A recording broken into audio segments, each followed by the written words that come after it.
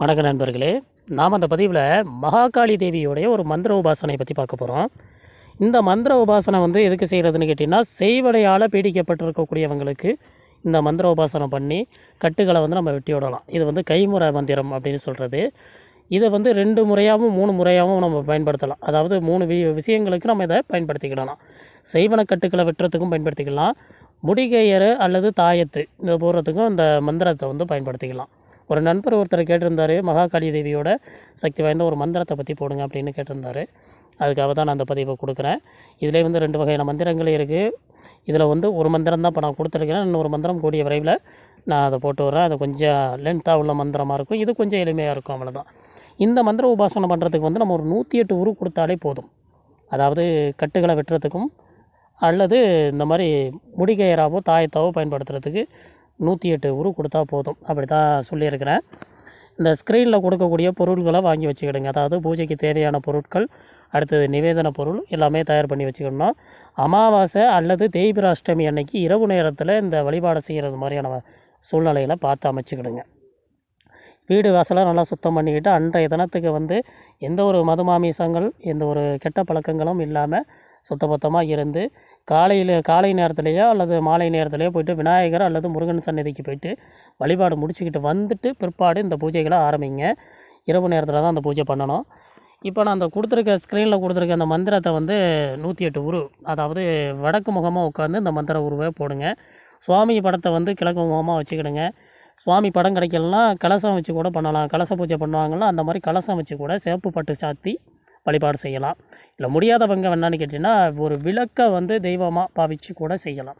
அந்த விளக்குக்கு சந்தன குங்குமம் போட்டு வச்சு பூ போட்டு அதையே கூட மகாகாளி ரூபமாக நினச்சி கூட நீங்கள் அந்த வழிபாடுகளை செய்யலாம். எந்த ஒரு தவறுமே கிடையாது. நான் இப்போ இந்த சொல்கிற முறைப்படி பார்த்து இந்த மந்திரத்தை ஒரு 108 உரு போட்டுருங்க. முதல்ல ஓம் ஹ்ரீம் ரீம் க்ளீம் மகாகாளி மகாமாயே ரீம் ரீம் சர்வசத்ரு சம்காரி ஆம் ஓம் ஆகர்ஷய மகாகாளி ஸ்ரீம் ஹ்ரீம் ஹும் பட் ஸ்வாஹா. இதான் மந்திரம். இந்த மந்திரத்தை ஒரு 108 உரு போட்டுருங்க. போட்டு முடிச்சுட்டு முதல்ல சுவாமிக்கு ஒரு எலுமிச்சம்பழம் காவு கொடுங்க. அதாவது தூப தீபம் காட்டி முடித்ததோட சுவாமிக்கு என்னென்னு கேட்டிங்கன்னா, ஒரு எலுமிச்சம்பழ காவு ஒன்று கண்டிப்பாக கொடுத்தே ஆகணும். குங்குமத்தில் நினச்சி ஒரு காவு கொடுத்துட்டு, இதனால் பாதிக்கப்பட்டவங்களுக்கு ஒரு எலுமிச்சங்கனியை கையில் எடுத்து அவங்களோட தலையை ஒரு 3 சுற்றி இந்த பழத்தை ஒரு பழத்தை காவு கொடுக்குற மாதிரி இருக்கும். இதை கொடுத்துட்டு திருநீர் குங்குமம் எடுத்து அந்த மகாகாளி தேவியை நினச்சி பூசி விடுறதுனால அவங்களுக்கு ஏற்பட்டிருக்கக்கூடிய செய்வன கட்டுக்களோ பீடைகளோ அன்றைய தினத்திலேயே நிச்சயமாக சரியாயிடும். இது ஒரு தடவையிலேயே சில பேருக்கு நல்லா சாத்தியப்படும். இல்லை அது கொஞ்சம் இருக்குன்னமோ அந்த பாதிப்புகள் இருக்குன்னா மறுமுறை கூட செஞ்சுக்கலாம். ஆனால் ஒரு முறையிலேயே 100க்கு 100% இது கிளியர் ஆகிறதுக்கு வாய்ப்பு இருக்குது.